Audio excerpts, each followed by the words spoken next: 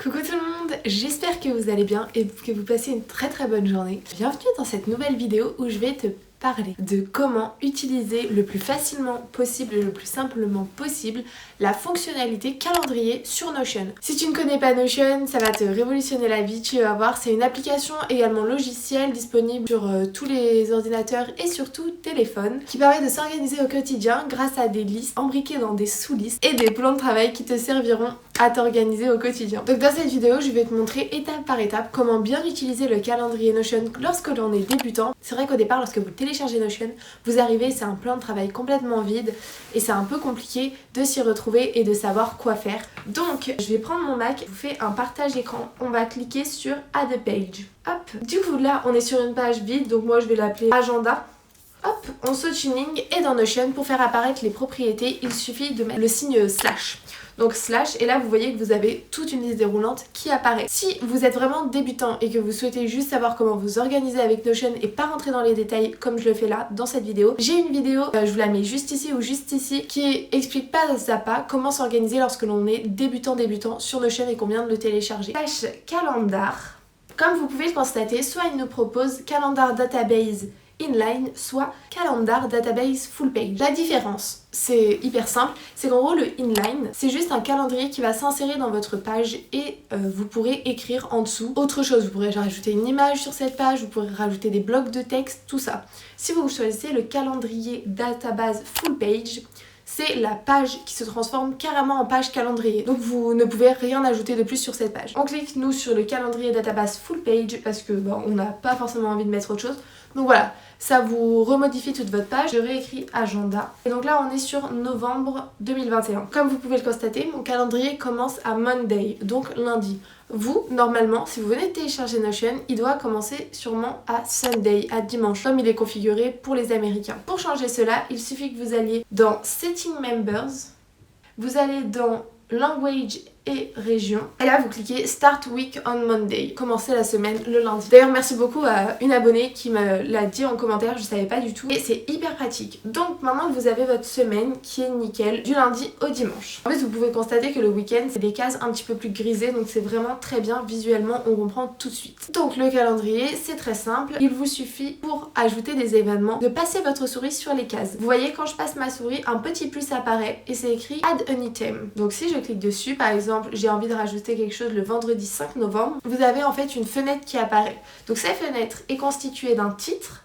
vous pouvez ajouter une icône, ajouter une couverture, il y a également la date, un tag si vous voulez en mettre un. Vous pouvez rajouter des propriétés, ça on va le faire juste après, je vais vous montrer comment faire. Mettre un commentaire, je vous avoue sincèrement, je n'utilise jamais cette partie. Vous y voyez l'utilité, je vous laisse l'utiliser, mais pour des débutants, cette partie on n'y fait pas attention. Et ici vous voyez c'est écrit Press Enter to continue with an empty page or create a template. Du coup, ça veut dire que si vous cliquez ici, vous pouvez commencer à écrire comme sur une page normale de base. Donc vous pouvez ajouter des images, ajouter du texte, ajouter des titres. Vraiment, si vous avez envie par exemple de mettre tout votre cours à cet endroit, vous pouvez. Imaginons le 5 novembre, vous avez un devoir de mathématiques et que vous avez envie de remettre tout votre cours pour pas le perdre, vous écrivez ici. Lorsque vous allez cliquer sur la case 5 novembre, vous allez avoir votre cours qui déroulera. Maintenant que je vous ai expliqué comment fonctionne une case du calendrier, on va y ajouter des propriétés. Pour ajouter les propriétés, ça se passe juste ici en haut, vous voyez où est ma souris, Properties. Vous cliquez dessus et donc là, vous pouvez voir que qui est sur le calendar, c'est la date et les tags.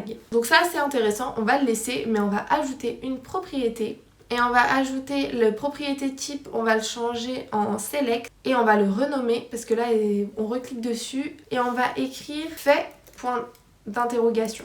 Vous sautez une ligne. Le tag aussi on va le renommer, on va écrire type point d'interrogation, vous allez comprendre. Et on veut rajouter une propriété également, Skills and Media. Et moi je vais l'appeler très simplement Media. Hop. Et là nous ce qui va nous intéresser c'est de mettre en avant fait, type et médias. On laisse la date parce que ça va prendre plus de place qu'autre chose, vous allez comprendre.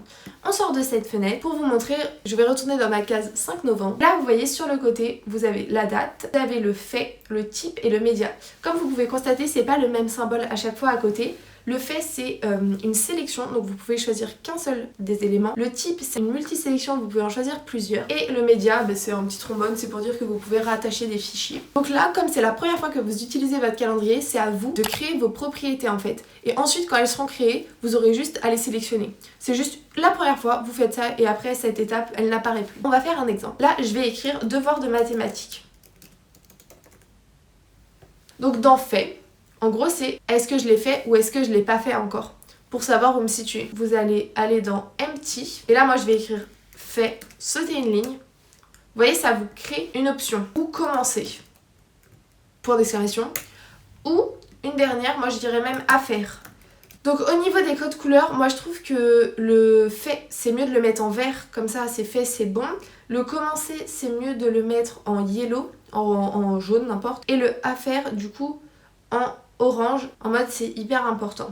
Voilà. Et du coup pour le type là, vous allez en créer plusieurs. Donc moi je pensais écrire contrôle, quand c'est un contrôle, ou un oral, ou un rapport. Voilà, moi j'ai ces 3 propriétés, à vous de les rajouter. Peut-être que vous pouvez rajouter par exemple rendez-vous médicaux si vous voulez également utiliser ce calendrier pour une utilisation personnelle. Donc là c'est juste un contrôle, je barre oral et rapport.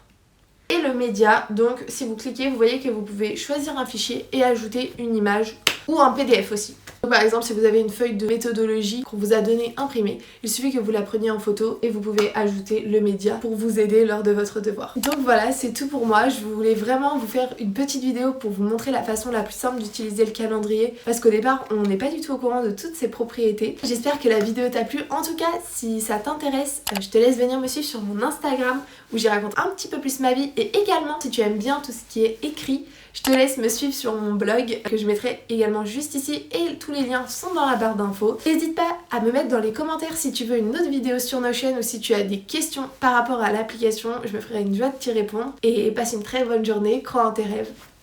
Salut!